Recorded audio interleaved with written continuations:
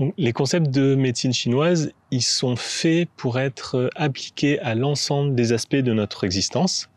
Et parmi ces concepts, il y en a un qui est sans doute le plus connu et qui est un des concepts fondamentaux, c'est le yin et le yang. Donc c'est un ensemble, enfin c'est un couple de polarités. Et ça dit que dans tout ce qui nous entoure, est constitué de ces deux polarités. Et puis il y a des relations entre ces deux polarités qui ont été observées, détaillées, référencées, etc. Là, je souhaite juste appliquer ces concepts de yin et de yang à la façon dont fonctionne notre société pour souligner la façon dont notre société est déséquilibrée à un certain niveau parce qu'elle favorise toujours les aspects yang.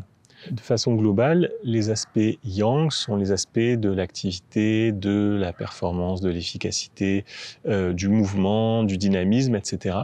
Et les aspects yin sont les aspects de l'immobilité, de l'intériorité, de la contemplation, du repli sur soi, du sommeil, etc. Ce que dit la pensée chinoise, elle dit que ces deux énergies, elles sont toujours en lien l'une avec l'autre et qu'on n'a pas l'une sans l'autre.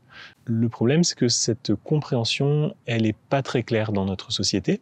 On pense que ce qui est sain, c'est d'être toujours au top. Au top dans le sens que veut notre société, c'est-à-dire toujours performant, toujours actif, toujours dynamique. Juste quand j'ai dit ces listes de mots qui sont associés au yin et au yang, on peut voir comment elles sont connotées pour nous, c'est-à-dire entre être optimiste et être pessimiste, forcément on préfère être optimiste.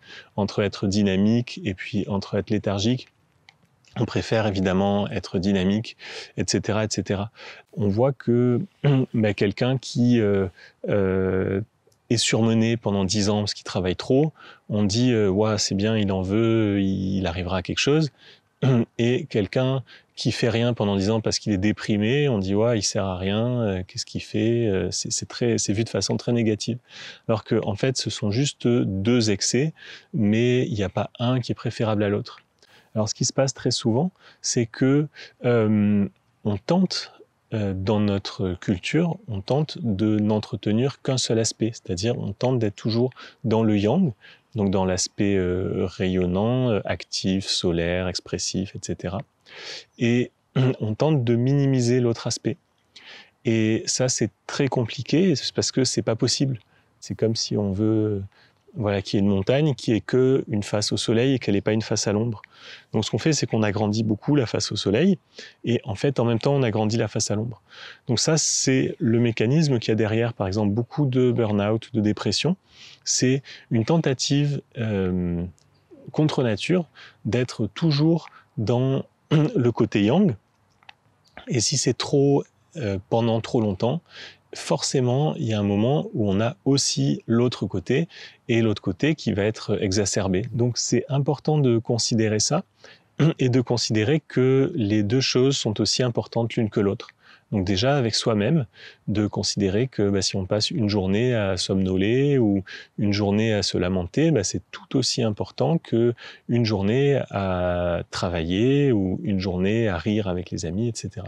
Il y a la même importance et notre existence a besoin de tout ça. Après, chacun a ses dosages personnels, il ne faut pas être chronométrer le nombre de minutes de chaque chose, mais en tout cas, on a chacun besoin de toutes ces polarités pour être complet et exister. Alors ce qui est assez intéressant, c'est que la culture chinoise, elle a associé le yin au féminin et le yang au masculin, et donc dans ces visions de la préférence pour le yang, on voit un petit peu en filigrane aussi la vision de la préférence pour l'homme que porte aussi notre société. Donc ça, c'est pas que occidental, dans beaucoup de cultures, c'est comme ça. En Chine, on dit que l'homme, il est fort et la femme, elle est douce. Et dans notre culture, on a un petit peu la même chose, c'est-à-dire que le côté plutôt actif, il est associé à l'homme, et le côté plutôt immobile, intérieur, contemplatif, il est associé à la femme. Alors ça fait un gros problème d'identité, puisque quand on cherche l'égalité homme-femme, en fait, ce qu'on cherche surtout, c'est que la femme devienne aussi active que l'homme.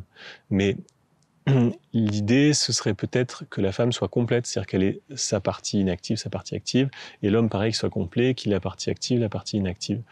Le fait de vouloir que la femme soit aussi active que l'homme, ça va juste plonger la femme dans le même déséquilibre dans lequel les hommes sont déjà plongés, et du coup plonger toute la société, puisqu'il n'y a pas un garant de cet autre équilibre. Donc peut-être que c'est une évolution saine de notre époque, de se dire qu'il y a quelques centaines ou milliers d'années, les hommes représentaient plus le yang pur et les femmes le yin pur, et qu'aujourd'hui, les hommes sont plus complets, les femmes plus complètes.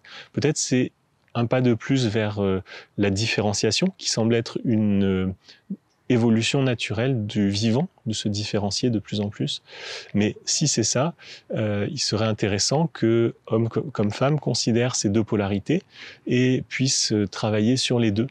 Et ça part vraiment d'un réétalonnage de nos valeurs. C'est-à-dire qu'il faut arrêter de penser que quand on fait quelque chose, c'est mieux que quand on fait rien, ou que quand on est réveillé, c'est mieux que quand on dort, que voilà, toutes ces choses-là. Parce que tant qu'on est là-dedans, on voit les choses à moitié. Dans certains courants du taoïsme, par exemple, voilà, des peuples des montagnes, ils disent on sait qu'on ne peut pas rester au sommet d'une montagne. Le sommet d'une montagne, c'est l'endroit le plus yang, mais en même temps, on y monte et on en redescend. On n'est pas voué à rester tout le temps au sommet. Si on veut rester tout le temps au sommet, on va prendre la grêle, la foudre, le brouillard, et puis à un moment, on va redescendre, on sera plus capable de remonter.